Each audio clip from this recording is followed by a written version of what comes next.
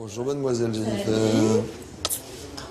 Ça va, beauté? Ouais, super. T'es magnifique, bienvenue. Avant-hier, dans un restaurant parisien, retrouvailles entre Nikos et Jennifer, presque 10 ans après la première Star Academy. Son nouvel album est sorti le 29 novembre. À 28 ans, Jennifer livre l'image d'une femme plus mature, plus décomplexée aussi.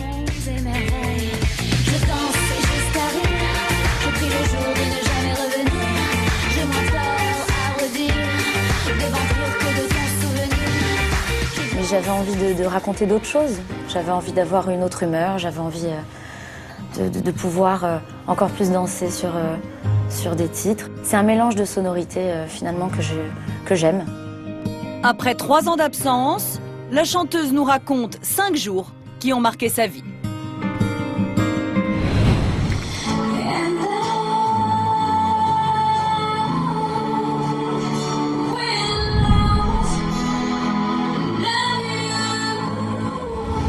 « 25 août 2001, Jennifer, une jeune niçoise de 18 ans, passe le casting d'une toute nouvelle émission, une télé-réalité musicale, la Star Academy. » Ouais. Ça fait quelque chose encore. Ouais, j'étais hyper jeune, quoi. Tu te rends compte à ce moment-là, tu ne sais pas que t'es en train de jouer ta vie? J'ai été allée à reculons et j'étais passée la dernière. Et je m'étais cachée sous une table, en fait. Mais t'y allais quand même. Je suis arrivée, je suis en baggy. Voilà, je me suis pas trop pris la tête. J'étais dans la période un petit peu ingrate. Ado? Ouais, d'ado. J'ai eu 2 ans de boîte de raviolis et de fast-food. Donc ça donne ça. Et finalement, je suis retenue au casting. On me rappelle 2 jours après. Je m'y attendais absolument pas, quoi. 5 mois plus tard, Jennifer se retrouve en finale de la Star Academy. Qui le public a-t-il choisi? Jean-Jacques Amsalem, merci d'afficher les résultats. Les résultats du public.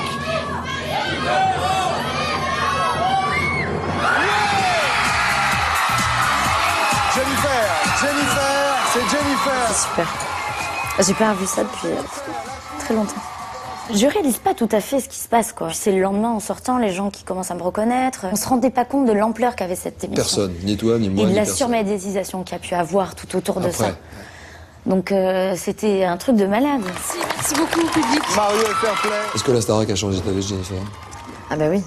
Elle m'a servi de tremplin et elle m'a surtout permis d'enregistrer un album et d'aller sur scène avec mes propres chansons.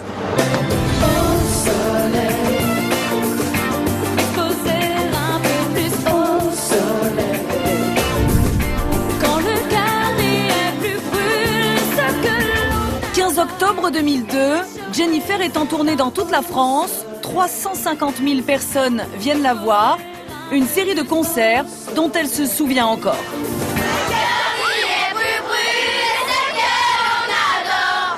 Là, t'es rockstar, t'as ton public, ça crie, Jennifer, des oui, photos, il y avait beaucoup d'enfants. Quand je suis sur scène, j'ai l'impression d'apporter quelque chose à quelqu'un. Et il me donne tellement d'amour en retour. Donc c'est un échange très intense. Mais ce plaisir-là, Jennifer va le payer cher. La presse s'empare de sa vie privée, pas une semaine sans qu'elle ne fasse la une d'un magazine People. Ce qui m'a énervé le plus, c'est quand on se fait violer dans la vie privée. Ça t'a choqué? Ça m'a choqué, en fait.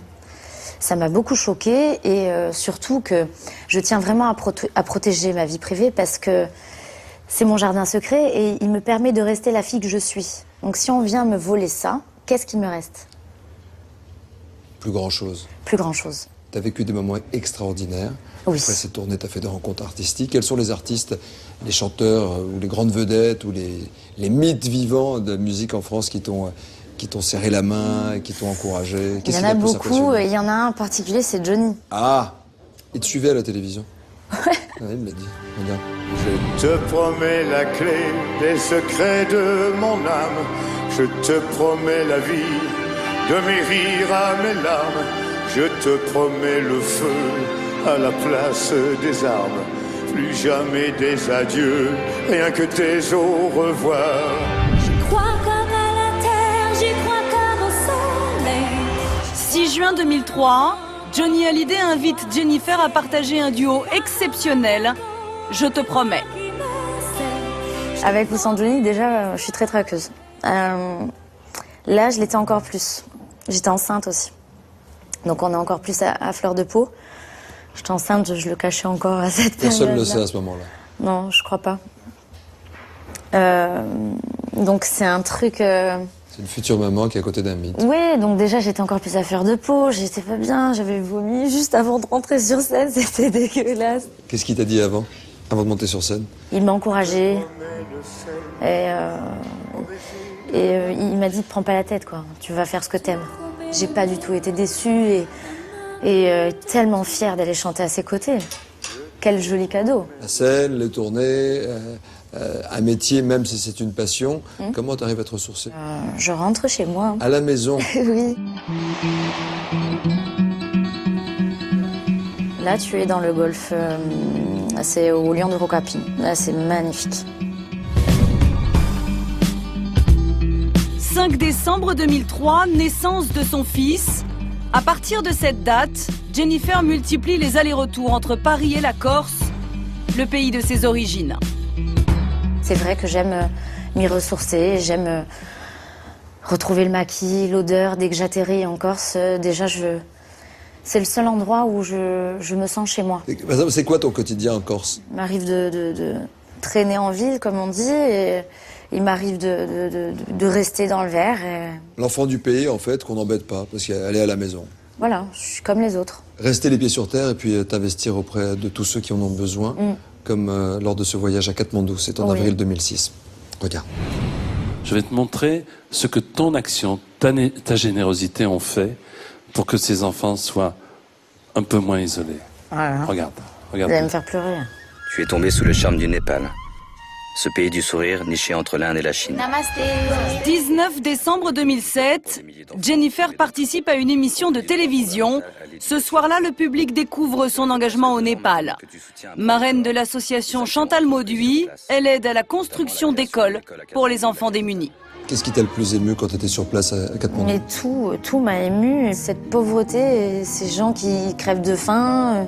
Si on n'est pas touché par ça, il n'y a plus rien qui vous touche, quoi. C'est-à-dire que vous êtes obligé de prendre une gifle quand vous partez là-bas. J'adorerais avoir des épaules encore plus costauds et aller au bout de ce que j'aimerais faire. Parce que je le fais, mais j'aimerais le faire encore plus. Voilà, me battre encore plus. Avant un nouveau voyage caritatif, Jennifer repartira sur les routes de France, début de sa tournée, avril prochain.